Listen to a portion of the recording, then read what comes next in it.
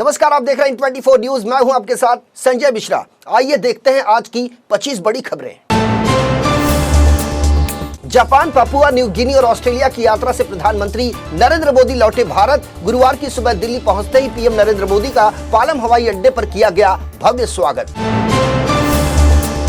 3 देशों की यात्रा से लौटे पीएम नरेंद्र मोदी ने एयरपोर्ट से अपने संबोधन में कहा कि ऑस्ट्रेलिया यात्रा के दौरान भारतीयों के प्रति मुझे देखने को मिला गजब का उत्साह। कहा, जो कुछ भी मैं बोलता हूं उस पर दुनिया करती है भरोसा।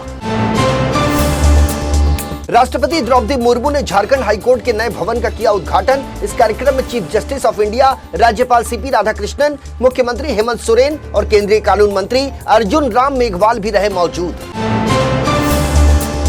सुप्रीम कोर्ट और हाई कोर्ट अपना काम इंग्लिश में करते हैं। अगर हम अपने इंग्लिश में दिए गए फैसले को उनकी आधिकारिक भाषाओं में ट्रांसलेट कर दें तो हम 6,40,000 गांवों में रहने वाले लोगों तक पहुंच सकते हैं। झारखंड हाई कोर्ट के नए भवन उद्घाटन समारोह में बोले CJI DY Chandrachud. Jharkhand high court के नए भवन उद्घाटन समारोह में सीजेआई डीवाई चंद्रचूड़ ने हिंदी में दिया स्पीच तो खुश हुई राष्ट्रपति द्रौपदी मुर्मू। कहा, न्याय तक पहुंच का एक और है पहलू भाषा। सीजेआई की हिंदी स्पीच बाकी के जजों के लिए भी एक बड़ा उदाहरण। इससे मिलेगी सभी जजों को एक प्रेरणा। दिल्ली के तिहाड़ जेल में बाथरूम में गिरे आप नेता सत्येंद्र जैन की बिगड़ी तबीयत। एक सप्ताह में दूसरी बार अस्पताल में हुए भर्ती। अस्वस्थ जैन की तस्वीरों को देख आक्रोशित हुई आम आदमी पार्टी, दी तीखी प्रतिक्रिया। कहा, सत्येंद्र जैन को मारना चाहती है भारतीय जनता पार्टी। पिछले कई दिनों से समूचे उत्तर भारत में पड़ रही है भीषण गर्मी पर पश्चिमी विक्षोभ का खासा असर। कई राज्यों में झमाझम बरसात हुई तो पहाड़ों पर पड़े ओले। पश्चिमी विक्षोभ की सक्रियता और राजस्थान के ऊपर बने एक अपर साइक्लोनिक सर्कुलेशन के चलते उत्तर भारत के ज्यादातर राज्यों में मौसम ने लिया करवट। कहीं धूल भरी आंधी चली तो कहीं हुई वर्षा। अभी भी जारी है यह सिलसिला। पंजाब, हरियाणा, राजस्थान और मध्य प्रदेश समेत कई राज्यों में हुई अच्छी बारिश तो वहीं जम्मू कश्मीर में पहाड़ों पर हुई ओलावृष्टि। इसी का नतीजा रहा कि कमोवेश सभी जगह गर्मी की तपन हुई कम और तापमान में भी आई भारी गिरावट। कुछ बैंक शाखाओं में 2,000 रुपए के नोट बदलने की प्रक्रिया बुधवार को पर्याप्त नकदी न होने के कारण अस्थायी तौर पर रोकनी पड़ी, जिससे लोगों को हुई परेशानी और कुछ समय तक करना पड़ा लोगों को इंतजार। आगरा में छिपी टोला स्थित स्टेट बैंक के करेंसी चेस्ट में सराफा कारोबारी का बेटा 2,000 रुपए के नोटों की कई गड्डियां जमा कराने पहुंचा। उसके पास थे 2,85,00,000 रुपए। इस दौरान 13 नोट नकली निकलने पर मैनेजर ने बुलाई पुलिस। मुकदमा हुआ दर्ज। बिना किसी आईडी प्रूफ के सिर्फ 10 नोट ही बदले जा सकते हैं प्रतिदिन, यानी 20,000 रुपए के ऊपर यदि आप 2,000 रुपए के नोट बदलना चाहते हैं तो आपको दिखाना होगा न सिर्फ आईडी प्रूफ बल्कि इनकम का भी बताना होगा सोर्स, अन्यथा आपके घर पहुंचेगा इनकम टैक्स का नोटिस। बैंक में यदि 20,000 रुपए से ज्यादा आपने जमा किए 2,000 रुपए के नोट तो पैसे कहां से आए, इसकी इनकम टैक्स विभाग को देनी होगी आपको पूरी जानकारी विद प्रूफ। पैसे बदलने के लिए रिजर्व बैंक ऑफ इंडिया ने 23 मई से 30 सितंबर तक दिया है समय। मुंबई के चेंबूर इलाके में स्थित स्वास्तिक चैम्बर नाम की कमर्शियल बिल्डिंग की 7वीं मंजिल पर रात तकरीबन 3 बजे लगी आग से मचा हड़कंप। सूचना मिलते ही मौके पर तत्काल पहुंची पुलिस और फायर ब्रिगेड की टीम। आग बुझाने में जुटे दमकल कर्मियों को कड़ी जद्दोजहद के बाद मिली कामयाबी। नागपुर में कस्टम विभाग का अधिकारी बताकर आरोपियों ने एक महिला से ठगे 4,82,778 रुपए। नागपुर के अवस्थी चौक निवासी मुनीबा अलीम की शिकायत पर पुलिस ने दर्ज किया मुकदमा।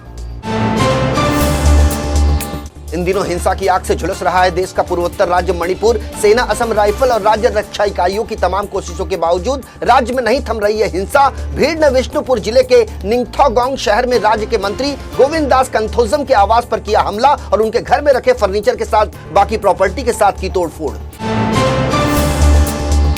नए संसद भवन के उद्घाटन को लेकर कांग्रेस समेत तमाम विपक्षी दलों ने खोला मोर्चा। कई राजनीतिक दलों ने कार्यक्रम का संयुक्त रूप से किया बहिष्कार। बिल्डिंग का उद्घाटन प्रधानमंत्री से करवाने पर चारों तरफ से घिरी भारतीय जनता पार्टी। विपक्षी पार्टियां इसे बता रही हैं राष्ट्रपति का अपमान। चेन्नई सिटी पुलिस ने आईपीएल टिकटों की कालाबाजारी का किया पर्दाफाश। पिछले 2 दिनों में चेपाक स्टेडियम के पास पहले क्वालिफायर मैच के टिकट बेचने के आरोप में 20 लोग गिरफ्तार। 54 ऑनलाइन टिकट और 11,300 रुपए की नकदी जब्त। अयोध्या में राम मंदिर ले रहा है तेजी से आकार। इसके भव्य उद्घाटन की तैयारियों में जुटी यूपी सरकार। अगले साल जनवरी में राम मंदिर में विराजमान हो जाएंगे रामलला। उत्तर प्रदेश के मुख्यमंत्री योगी आदित्यनाथ ने राम मंदिर के भव्य उद्घाटन में शामिल होने के लिए जनता को दिया निमंत्रण। सक्रिय रूप से चल रही विभिन्न परियोजनाओं की प्रगति की निगरानी कर रहे हैं मुख्यमंत्री योगी आदित्यनाथ। हिंदी फिल्मों के जाने माने दिवंगत अभिनेता सुनील दत्त की आज पुण्यतिथि। 6 जून 1929 को पाकिस्तानी पंजाब में जन्मे सुनील दत्त बहुमुखी अभिनय कौशल के लिए प्रसिद्ध महान कलाकार और राजनेता के साथ साथ एक जिंदा दिल इंसान भी थे सुनील दत्त। पाकिस्तान में टूटने की कगार पर खड़ी है पूर्व प्रधानमंत्री इमरान खान की पार्टी। पाक की सेना के खिलाफ बोलने वाले इमरान खान की पार्टी को सेना ने शुरू कर दिया है कुचलना। पार्टी का दामन छोड़ रहे हैं एक के बाद एक कई बड़े नेता। दक्षिण चीन के ग्वांगडोंग प्रांत के ग्वांगझू में सोमवार को 2023 ग्रेटर बे एरिया साइंस फोरम में चीन के श्वसन रोग विशेषज्ञ झोंग नानशान का बड़ा बयान। कहा, बहुत जल्द कोरोना संक्रमण वायरस के XBB वेरिएंट से बचने के लिए बाजार में उतारने जा रहा है 2 नए वैक्सीन। चीनी श्वसन रोग विशेषज्ञ के एक अनुमान के मुताबिक मई के अंत में आएगा संक्रमण का एक और बड़ा पीक। तब संक्रमण की संख्या प्रति सप्ताह पहुंचेगी तकरीबन 40 मिलियन के पार। जून के अंत तक महामारी के एक सप्ताह में तकरीबन 65 मिलियन संक्रमणों के चरम पर पहुंचने की उम्मीद। एक साल से ज्यादा समय से जारी है रूस और यूक्रेन के बीच युद्ध। रूस ने पूर्वी यूक्रेन के बखमुत शहर पर कब्जे का किया दावा। रूस की प्राइवेट आर्मी वैगनर के प्रमुख येवगेनी प्रिगोजिन ने स्वीकार किया कि बखमुत में चली लंबी लड़ाई में मारे गए उसके 20,000 से अधिक सैनिक। तो ये थी इन 24 न्यूज की 25 बड़ी खबरें। इन 24 न्यूज को यूट्यूब पर सब्सक्राइब करना ना भूलें।